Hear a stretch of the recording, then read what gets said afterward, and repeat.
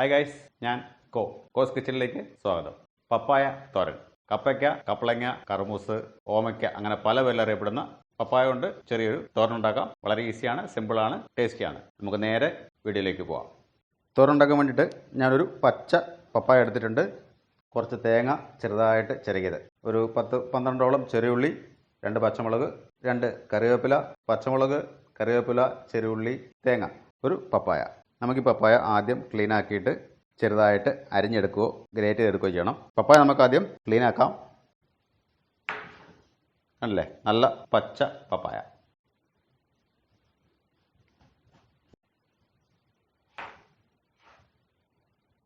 നമുക്ക് ഏകദേശം ഒരു പകുതി ഇപ്പം മതിയാവും. ഇതിൻ്റെ അകത്തെ കുരുവൊക്കെ കളയണം. ഇതിൻ്റെ കുരു കളഞ്ഞിട്ടുണ്ട്. നമുക്കിതിനെ ഒന്ന് പീൽ ചെയ്തെടുക്കാം.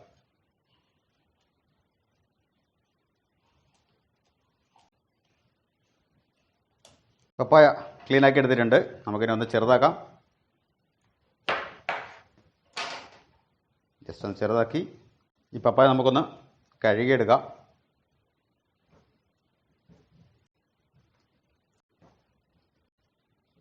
ക്ലീനാക്കി പപ്പായ നമുക്ക് അരിഞ്ഞെടുക്കാം. അരിഞ്ഞല്ല, ഞാനിതൊന്ന് ഗ്രേറ്റ് ചെയ്തെടുക്കുന്നത് കേട്ടോ. ഇല്ലെങ്കിൽ ഇങ്ങനെ കൊത്തി അരിഞ്ഞാലും മതി. കൊത്തി അരിയാൻ വശമുള്ളവർക്ക് കൊത്തി അരിയാം, അല്ലെങ്കിൽ ഗ്രേറ്റ് ചെയ്ത് എടുക്കാം. അപ്പോൾ നമ്മുടെ പപ്പായ ഇങ്ങനെ കൊത്തി അരിഞ്ഞെടുക്കാം, ഇങ്ങനെ ഗ്രേറ്റ് ചെയ്ത് എടുക്കാവുന്നതാണ്, നിങ്ങളുടെ സൗകര്യം പോലെ. നമുക്കിനെ മാറ്റി വെക്കാം. ഈ ചെറിയുള്ളി ഒന്ന് അരിഞ്ഞെടുക്കാം. ചെറിയുള്ളി ഇങ്ങനെ വട്ടത്തിൽ അരിഞ്ഞെടുത്താൽ മതി കേട്ടോ.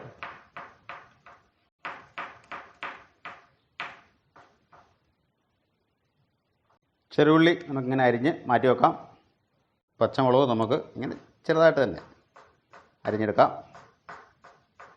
പച്ചമുളക് നിങ്ങളുടെ ടേസ്റ്റിനാണ് കേട്ടോ, എരിവിന് അനുസരിച്ചിട്ട് ഇട്ടാൽ മതി. പച്ചമുളക് നമുക്ക് ഇതിലേക്ക് തന്നെ മാറ്റി വെക്കാം.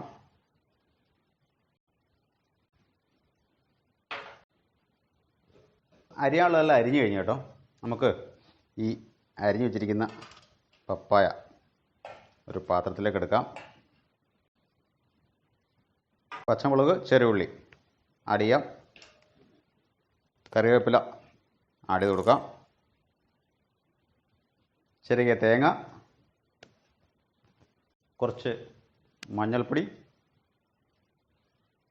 ഉപ്പ് ആവശ്യത്തിന്. നമുക്കിതിനെ എല്ലാം കൂടെ ഒന്ന് മിക്സ് ചെയ്തെടുക്കാം. ഇതിൽ ഞാൻ ചതയ്ക്കുന്നൊന്നുമില്ല കേട്ടോ, അല്ല തേങ്ങ ചതച്ചെടുക്കാൻ പറ്റും, ഞാൻ ചതയ്ക്കുന്നൊന്നുമില്ല. ജസ്റ്റ് ഇതെല്ലാം ഒന്ന് ഇട്ടൊന്ന് മിക്സ് ചെയ്യുന്നു. തേങ്ങ ചിരകുമ്പോൾ ശ്രദ്ധിക്കുക, തരിതരിയായിട്ട് ചിരകിയെടുക്കുക, കട്ടയാകരുത്. ഇപ്പം നമ്മുടെ തോരൻ്റെ മിക്സ് റെഡിയാണ്. നമുക്കിനി ഒന്ന് കുക്ക് ചെയ്തെടുക്കാം. ഒരു പാൻ വെച്ച് കൊടുക്കാം. വേണമെങ്കിൽ ഒരു ചീനിച്ചട്ടിയാണെങ്കിലും കുഴപ്പമില്ല കേട്ടോ. ഞാനിവിടെ ഒരു നോൺ സ്റ്റിക്ക് പാനാണ് വെച്ച് കൊടുക്കുന്നത്. ചൂടായ പാനിലേക്ക് വെളിച്ചെണ്ണ. എണ്ണ ചൂടായിട്ടുണ്ട്. നമുക്കതിലേക്ക് കുറച്ച് കടുക്, ഒരു സ്പൂണോളം കടുക് ഇട്ട് കൊടുക്കാം. കടുക് പൊട്ടിയിട്ടുണ്ട്. നമുക്കതിലേക്ക് കുറച്ച് ഉഴുന്നിട്ട് കൊടുക്കുന്നുണ്ട്. ഉഴുന്നോ അരിയോ അങ്ങനെ എന്തെങ്കിലും ഒന്ന് ആഡ് ചെയ്ത് കൊടുക്കാം, വേണമെങ്കിൽ മാത്രം മതി. പിന്നെ ഒരു 2 ഉണക്കമുളക് കൊണ്ട് ആഡ് ചെയ്യുന്നുണ്ട്. അതിലേക്ക് നമ്മുടെ ഈ മിക്സ് ഇട്ട് കൊടുക്കാം.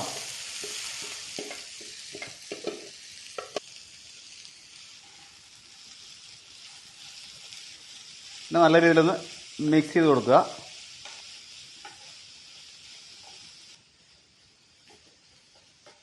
നിങ്ങളിത് ചട്ടിയിലാണ് വെക്കുന്നതെങ്കിൽ കുറച്ച് വെള്ളവും തിളച്ച് കൊടുക്കണം കേട്ടോ. ഞാനിപ്പോൾ നോൺ സ്റ്റിക്കിലായതുകൊണ്ട് അടിക്ക് പിടിക്കില്ല എന്ന് വിചാരിക്കുന്നു. പിന്നെ വെള്ളമൊന്നും ആഡ് ചെയ്യുന്നില്ല. നല്ലപോലെ അടച്ച് വെച്ച് ഒരു മീഡിയം ഫ്ലെയിമിൽ ഒരു 3 മിനിറ്റ് വേവിച്ചെടുക്കുക. ഏകദേശം ഒരു 2-3 മിനിറ്റ് ആയിട്ടുണ്ട്. ഞാൻ ഇതിൻ്റെ ഇടയ്ക്ക് ഇളക്കി കൊടുത്തായിരുന്നു കേട്ടോ, അത് ശ്രദ്ധിച്ചോണം, അടിക്ക് പിടിക്കാതെ നോക്കണം.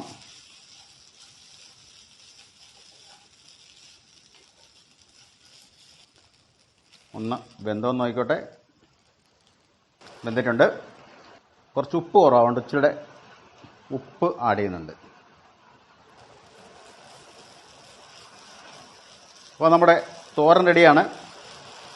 ഇനിയും ഡ്രൈ ആക്കേണ്ടവർക്ക് 2 മിനിറ്റ് കൂടി ഇങ്ങനെ ഇളക്കിക്കൊണ്ടിരുന്നാൽ നല്ല ഡ്രൈ ആയിട്ട് കിട്ടും.